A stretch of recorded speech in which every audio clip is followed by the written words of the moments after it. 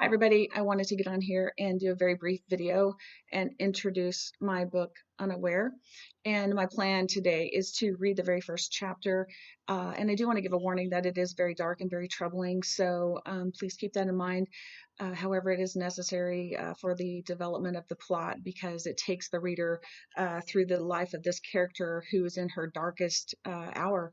And takes the reader through her life, and it shows how God allowed her to fulfill her purpose in profound ways and in ways that she had no idea that she was doing that. So with that, I do plan to read the first chapter, and the first chapter is called or titled Defeat. So here we go. Blackness immersed the atmosphere. Not a star to be seen, just a dull glow of the crescent moon, losing its battle with the dense fog that seemed to be blocking any flicker of light that might escape its capture. The relentless buzzing of insects seemed to be drawing the darkness from the skies, like they were somehow able to summon the night to fall upon them. The stillness of the chilled air amplified the delicate movements of creatures nearby as red eyes darted in and out of view. They will be better off without you. You bring misery into their lives and you know it. It's time to end the suffering, your suffering, their suffering. It is time. Charlie felt the weight of her thoughts reach deeply into her body, the thoughts that extended far beyond her mind, far deeper than her heart. Her entire body carried the heaviness of despair as the grip of her was as black as the atmosphere that she was sitting in. Anguish resided in her skin as she felt the tormenting stabs like never-ending current of electricity. The heaviest weight of hopelessness enveloped her heart as she felt the remaining spark of strength get consumed by the thickness of the moment. The torrential flow of tears had dried up hours ago as she grabbed the bottle of sleeping pills and drove deep into the cemetery, where she felt the isolation that she desperately craved. There's nothing for you here. People hate you. It's time. She continued to hear repeatedly in her mind. She couldn't fight back at the words pushing her towards destruction. She believed them and did not question their validity, as she had long embraced those thoughts as her personal truth. Her body, in full-blown torment, screamed at her to end the suffering. It was as powerful as the thoughts in her head, relentlessly telling her the same thing. Every aspect of her life converged on her that night, as if the conditions, at last, were all present to generate this one irreversible moment. Flashes of Jean fired through her mind, setting off turbulent waves of rage. Images of her daughter flooded her heart as she believed that she was releasing her from the burden of her dreadful parenting.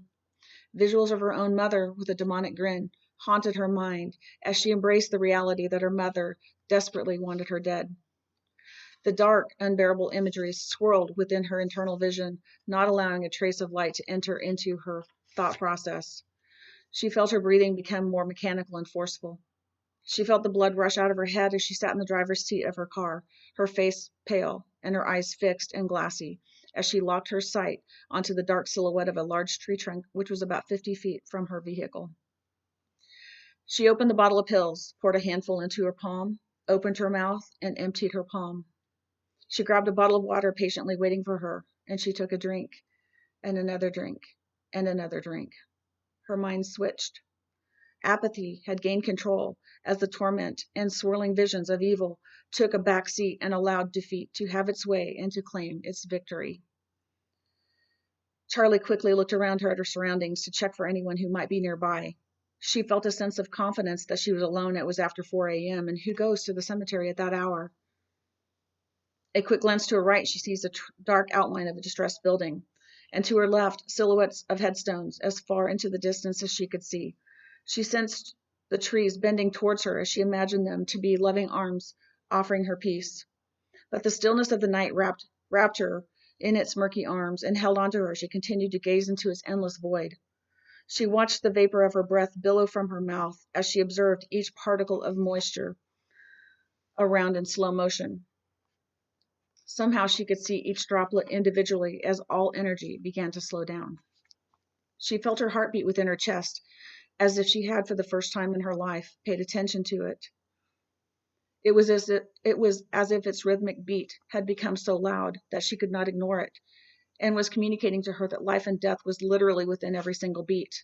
She sensed its tremendous power and delicate fragility blended into one vital organ so vigorously protected by the mind, body, and soul.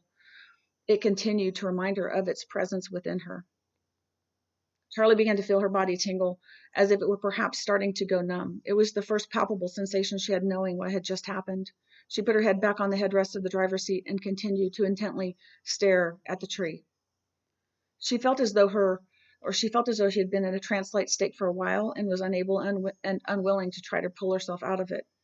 It kept her calm and disconnected. The defeat had claimed her ability to connect and locked her into a state of emotional paralysis. Minutes passed, and the water bottle she had been holding dropped from her hand and landed on the passenger seat, splashing its contents onto the car door, dashboard, and the floor. Charlie could sense the splatters, but found herself unable to respond. Her eyes became more and more glassy as she continued to stare at the tree. Her eyes felt dry as she had not blinked in some time. She began to perceive the energy around her slow down even more as she hears the pounding of her heart begin to subside.